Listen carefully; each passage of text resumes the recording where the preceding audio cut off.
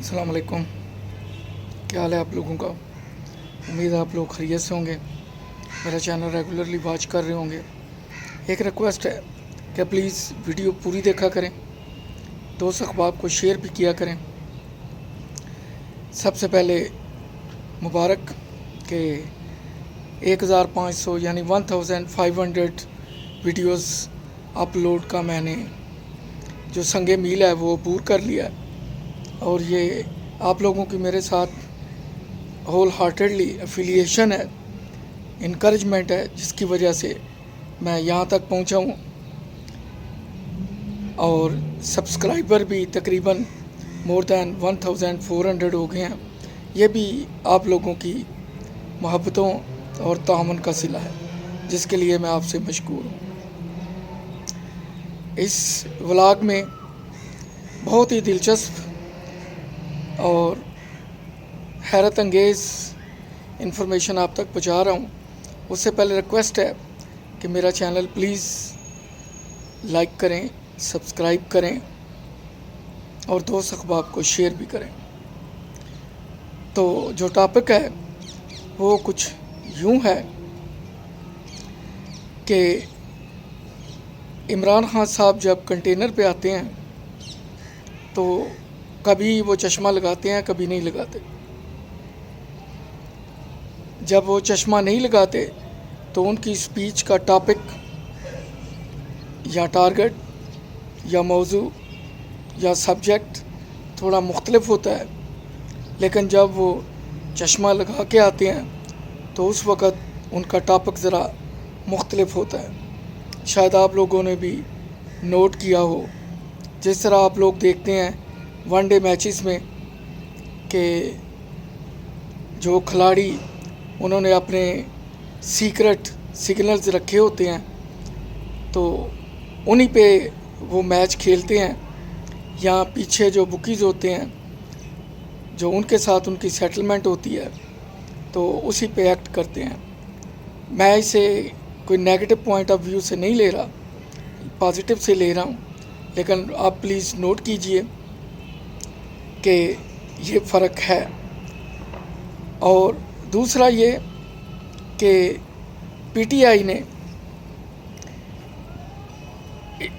PTI की किस्मत उन पे बहुत ज़्यादा मेहरबान थी।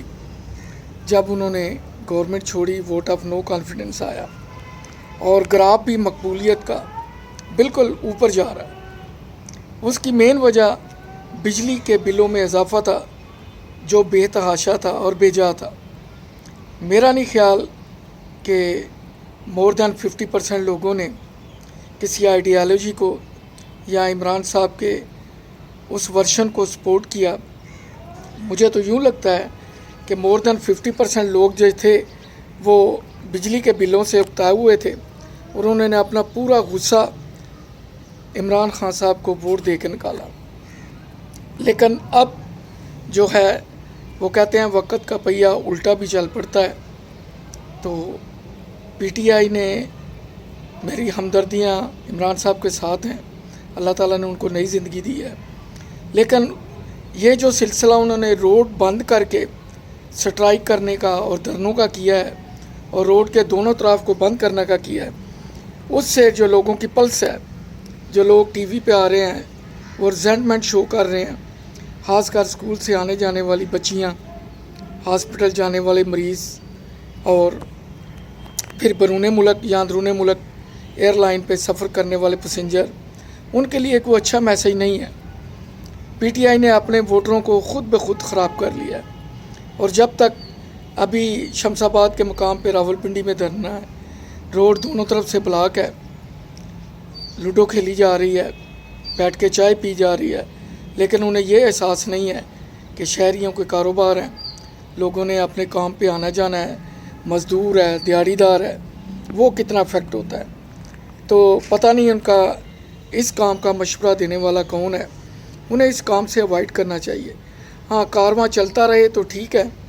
अगर आपने कहीं बैठना है तो इस जगह पे बैठें जहाँ पे ट्रैफिक डिस्टर्ब ना हो, क्योंकि जब आप इस तरह का एक्ट करते हैं तो आप जो लोग वहाँ से गुज़रने वाले हैं, रहने वाले हैं, اس غار میں اگر 5-6 ووٹ ہیں تو آپ اپنا ووٹ بینک لوز کر رہے ہیں، ووٹ بینک خراب کر رہے ہیں۔ اس پہ ان کو نظر ثانی کرنی چاہیے، کیونکہ اس طرح آہستہ آہستہ آپ لوگوں کی حمایت کھوتے جائیں گے۔ جو لوگوں کے دلوں میں آپ کے لیے سمپتی تھی وہ تھوڑی تھوڑی ایسے لگتا ہے کہ نفرت میں بدلتی جا رہی ہے۔ عمران صاحب کا جو سکرپٹ رائٹر ہے وہ حکومت سے 5 قدم آگے سوچتا ہے، میں اسے داد دیتا ہوں، اور ایسا میں نے کبھی نہیں دیکھا۔ حکومت ہمیشہ ان سے 5 قدم پیچھے ہوتی ہے، وہ 5 قدم گورنمنٹ سے آگے ہوتے ہیں۔ وہ اس طرح کا جال بنتے ہیں جس میں گورنمنٹ خود پھنس جاتی ہے۔